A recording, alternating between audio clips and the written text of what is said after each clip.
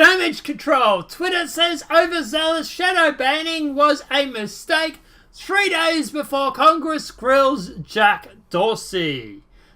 Hang on, I don't think they shadow banned. Isn't it? Didn't Jack say they don't shadow ban? We don't shadow ban. Shadow banning was overzealous. We don't shadow ban. Shadow banning was a... One of those two statements can't be factually true, can it, Jack? But let's jump into it. So I do have a bit of a theory about why he's saying this now. You're probably going to guess why, but let's go through with this article and then we'll talk about it at the end. Twitter has said that its overzealous downranking of accounts was the result of errors in their system. I tell you what, Facebook, Twitter, they just keep seeming to have so many errors. It's really weird like that, isn't it? It's just like every time a conservative gets... or they get caught censoring a conservative, it's an error. It's an error. It's an error. Yeah, right. Yeah. Like Diamond and Silk's censorship was an error. Like the Republican for Congress or Senate or whatever it was an error. Like, how many errors can you have before you're sitting there thinking, maybe it's not an error? But let's keep going. Just days before, CEO Jack Dorsey is set to testify before the House Energy and Commerce Committee on the subject of social media censorship.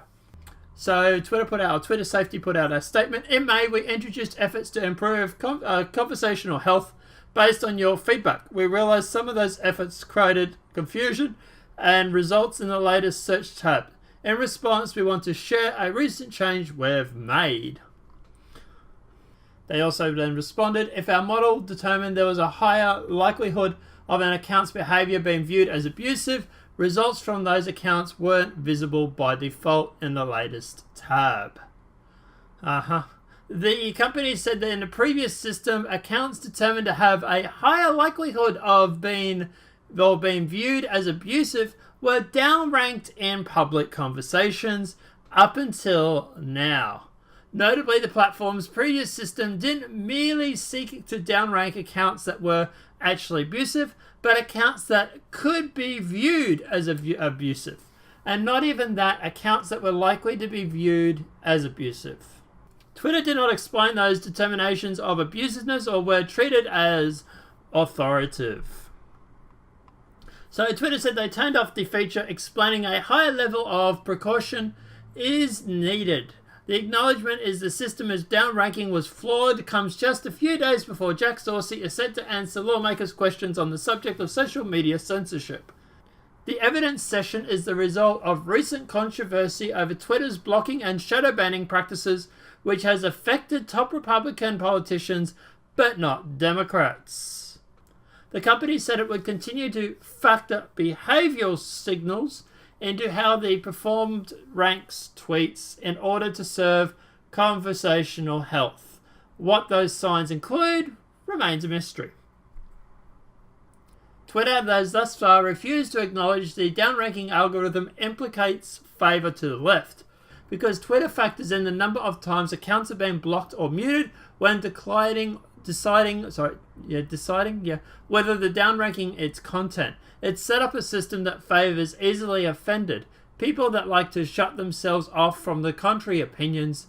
It isn't merely a stereotype that these people tend to be found more frequently on the left.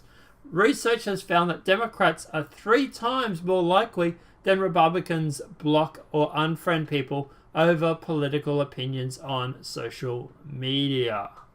So yeah, at the end of the day, the good old meme, Steve Shire's block list. This is actually a list that the left will pass around, that certain people on the left pass around to each other, and to let each other know who to block. Apparently I'm on it. It doesn't help the fact I keep tweeting at Steve Shires that I'm not blocked yet.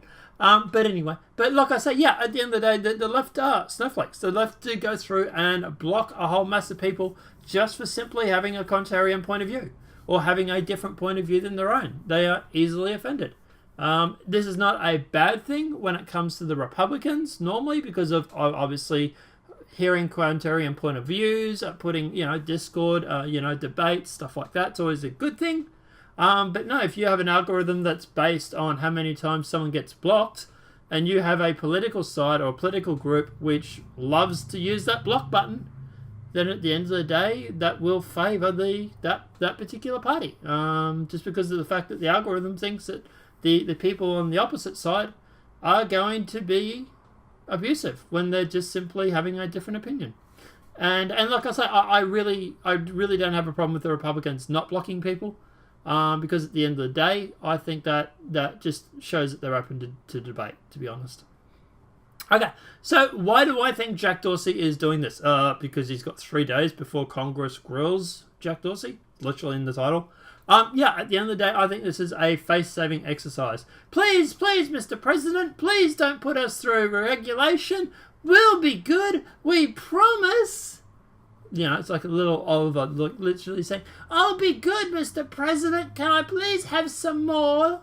As in, not more regulation. But yeah, look, I really think this is a face-saving exercise. This is literally them doing damage control. They realise that President has tweeted about regulation for Twitter and these tech companies.